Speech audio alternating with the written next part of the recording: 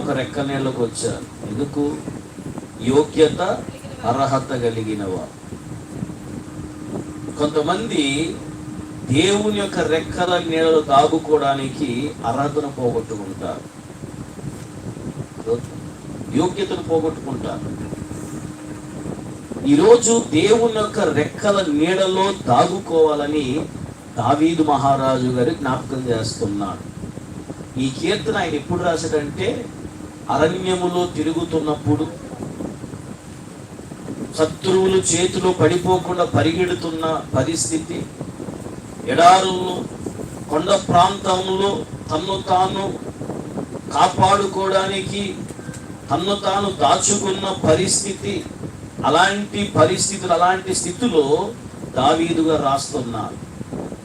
దేవుని యొక్క మందిరములో ఉండి ప్రభువా నీ రెక్కల నీడను దాక్కుంటానని చెప్పట్లేదు, దేవుని యొక్క ఆలయముల నుండి చెప్పట్లేదు.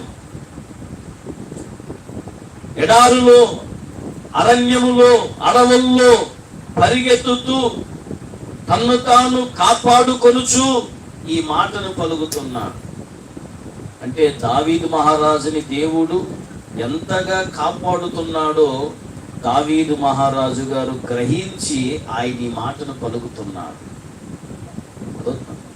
అడవ ప్రాంతం, సింహాలు, అడవ జంతువులతో ఉన్న స్థలములో కూడా దావీదును దేవుడు కాపాడుతున్న వాడిగా కనబడుతున్నాడు. శత్రువుల మధ్యలో సంచరించిన దావీదును దేవుడు కాపాడుచున్న వాడిగా కనబడుతున్నాడు.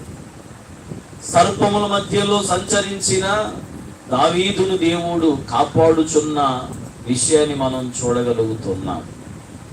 ఈరోజు దేవుని యొక్క రెక్కల నీడ, లేకపోతే రెక్కల చాటున దాగుకున్న వారికి ఉండాలని జ్ఞాపకం చేస్తున్నా.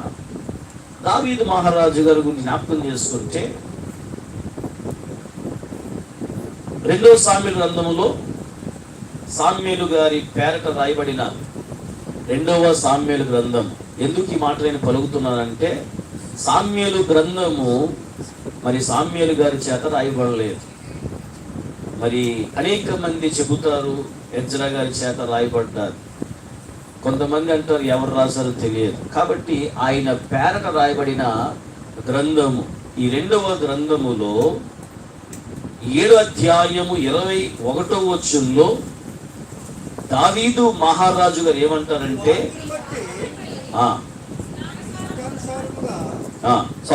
6వ అధ్యాయం 21వ వచనం, నీ తండ్రిని అతని సంతతిని దేవుడంట విసర్జించిన. ఎక్కడి నుంచి? ఆయన రెక్కల నీడలో నుంచి విసర్జించి, దేవుని యొక్క చేతుల క్రింద నుంచి తొలగించి, ఆయన చేతుల క్రింద నివసించడానికి, ఇశ్రాయేలుల మీద రాజత్వమును చేయడానికి దేవుడు నన్ను ఏర్పరచుకున్నాడని దావీదు మహారాజు గారు సాక్ష్యం పలుకుతున్నారు. అపోస్తుల కార్యము 13వ అధ్యాయము 21వ వచనంలో కూడా అక్కడ తెలియపరుస్తున్న మాట ఏమిటంటే,